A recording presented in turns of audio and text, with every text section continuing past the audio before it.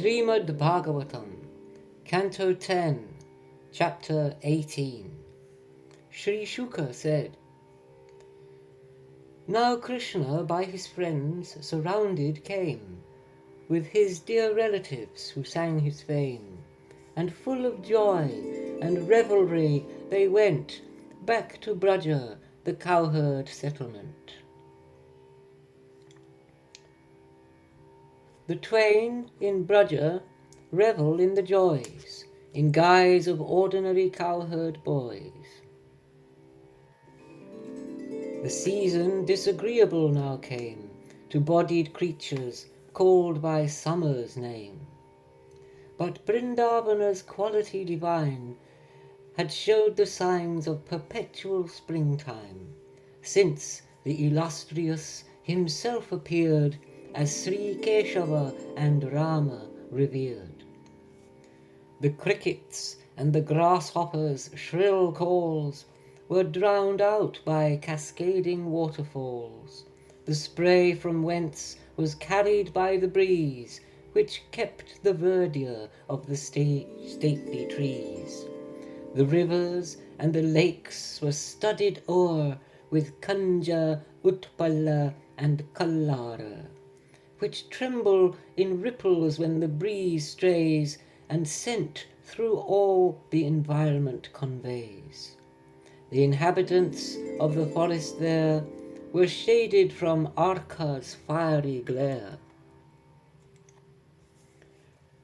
They were not by the summer's heat oppressed, and with abundance of fresh grass were blessed.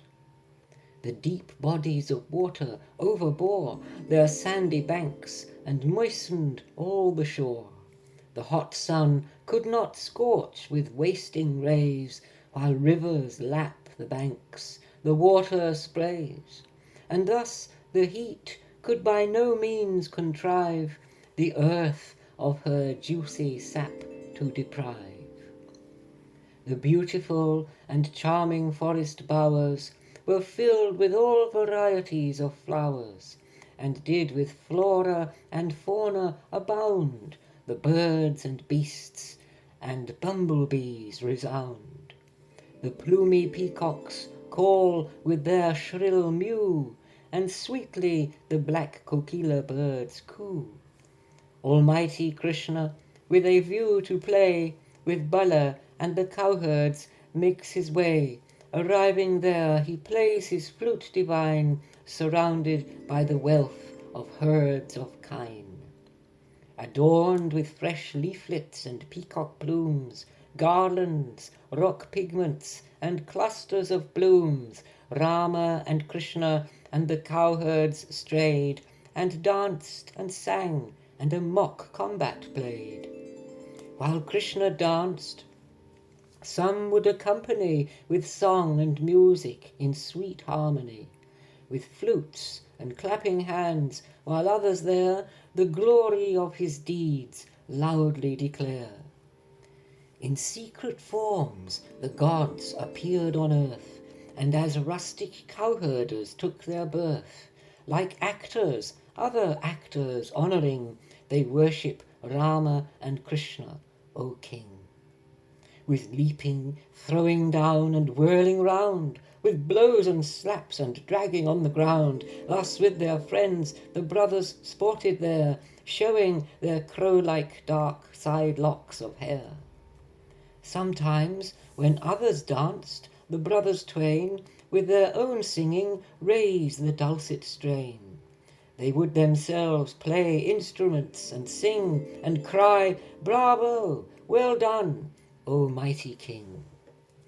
At other times they threw and caught with glee big fruits like bilva and amalaki. Sometimes with eyes blindfolded they must try to find each other and identify. Sometimes the animals they imitate, sometimes the feathered birds they emulate. Sometimes like leaping frogs along they went, sometimes enjoy laughter and merriment. Sometimes they rode upon suspended swings, sometimes they imitate the court of kings. In this manner sported the brothers twain, the wonted games that are well known to fame, and wandered the forest, valleys and hills, the lakes, rivers, the groves and bubbling rills. Now while Rama and Krishna with their friends, tending the cattle through the forest wends, the demon Pralamba, with the foul aim to kidnap them in form of cowherd came. Almighty Dasarha could penetrate his guise, but feigned friendship to cultivate, while thinking of what means he might contrive the demon vile of his life to deprive.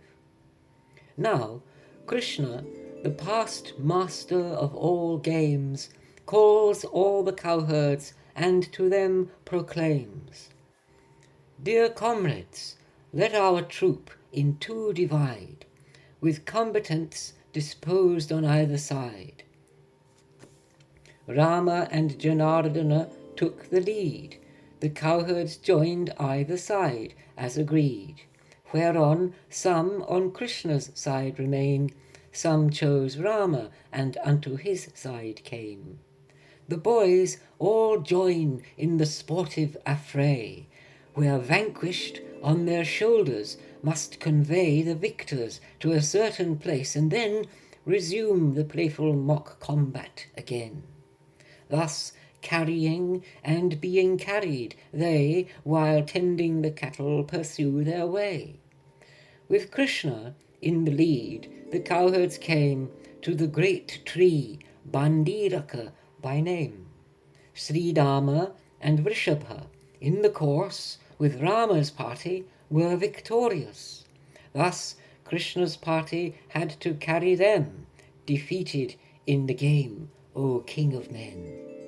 Almighty Krishna, having lost the game, carried Sridama, and while Bhadrasen bore Vrishabha, Pralamba chose to be the bearer of the son of Rohini.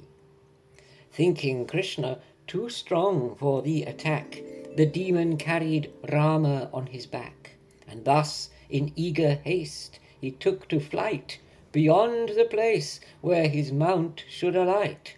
Thus bearing him who himself bears the weight of all the world, the demon did abate his speed, and casting off the form assumed, his own colossal body he resumed. Gold ornaments flashed lightning in the gloom, and seemed a dark cloud carrying the moon.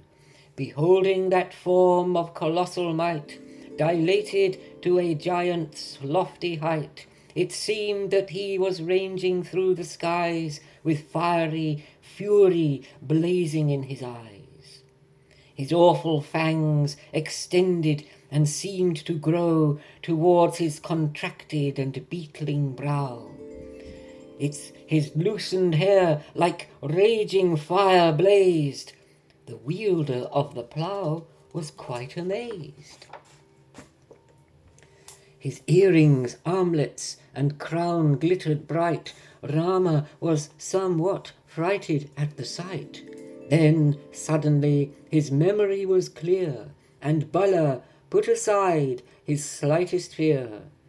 He realized that his enemy strove himself from his companions to remove. Enraged thereat, he smote him on the head with his clenched fist, whereat the demon fell dead. Like heaven's Lord, when striking down a hill, with thunder Rama did the demon kill. The demon's skull was crushed, he tumbled o'er, unconscious, vomiting up blood and gore. And down he fell dead with a roaring sound, and lifeless lay prostrate upon the ground. As when the cloud compeller, much annoyed, with blazing thunder the mountains destroyed. Observing how Pralamba had been killed, the cowherds were with vast wonderment filled. how by his power mighty Bala won the victory, they cried, "Bravo! Well done!" They showered blessings on him, and upraise his glory, who is right worthy of praise, and with fond affection embraced the Lord, who seemingly from death had been restored. The gods were jubilant and gratified, now that the sinful Pralamba had died. They praised Bala's great deed, and raised the cry, "Well done!" and showered garlands from the sky. Thus ends chapter 18 in Book 10 of the great and glorious Bhagavat Purana, the text beloved of swan-like saints, sung by the son of Vyasa. Now, chapter 19. Now while the cowherds were engrossed in play, the cows had strayed and wandered far away, and into a darksome forest they pass, urged on by greed to taste the new-grown grass. The cows and goats and buffaloes had strayed from forest to forest and gloomy glade, and entered a cane grove by heat oppressed, and thirsty cried and bellowed, sore distressed. When the cowherds observed the cows were lost, in remorse and consternation were tossed. With Rama and Krishna they trace each spot, but after a long search they found them not. They pursue the path as duty behooves, ensuing broken grass and prints of hooves, and followed the path leading through the wood, deploring much their loss of livelihood. Thereon into a munja grove they passed, and found the weeping herds of kine at last. Relieved, but exhausted and thirsty, they conduct the herds of kine homeward away. The Almighty, with his sonorous voice, whereat the cows bellow loud and rejoice, like a cloud rumbled and called them by name, they lowed toward him and responsive came. Then suddenly a conflagration blazed. The wind, like its chariot driver, raised the flaming tongues that threatened to devour the creatures who inhabited the bower. The raging flames and sparks and smoky gloom all mobile and immobile would consume, as all around the conflagration blazed. In dread the cows and cowherds fearful gazed. They came to Bala and Krishna in grief, and urged the brothers to afford relief, as those in mortal fear and misery seek refuge in the Supreme Lord Hari. O Krishna, Krishna of the potent might, Rama of taintless power infinite, save us, O Lord, who come as refugees. We are your own surrendered devotees. Certainly your friends should not suffer so. O Krishna, you who all righteousness know, as suppliants from you succor we crave. You are our Lord, and therefore deign to save. Sri Shuka said, hearing the expression of misery of his friends, the Almighty Lord Hari addressed his friends in accents firm and clear. Now keep your eyes shut tight and have no fear. With very well they shut their fearful eyes. The Almighty then to the task did rise, and as master of mystic power he drank up the flames and set his dear friends free. Now, when they had their eyes opened once more, found themselves at Bandira as before, they were surprised and wonder-struck to see themselves and all the cows from danger free. Observing Krishna's potency and might, and effects of his power infinite, how from the forest fire they were freed, they thought him an immortal god indeed. Now, as the afternoon drew on apace, Rama and Janardana their way retrace, playing the flute and praised by his dear friends, driving the herds of cattle homeward wends. The cowherd damsels took supreme delight when they of Lord Govinda had the sight, deprived of which a brief moment appears, tedious as 100,000,000 years. And thus ends chapter 19 in book 10 of the great and glorious Bhagavat Purana, the text beloved of swan-like saints, sung by the son of Vyasa.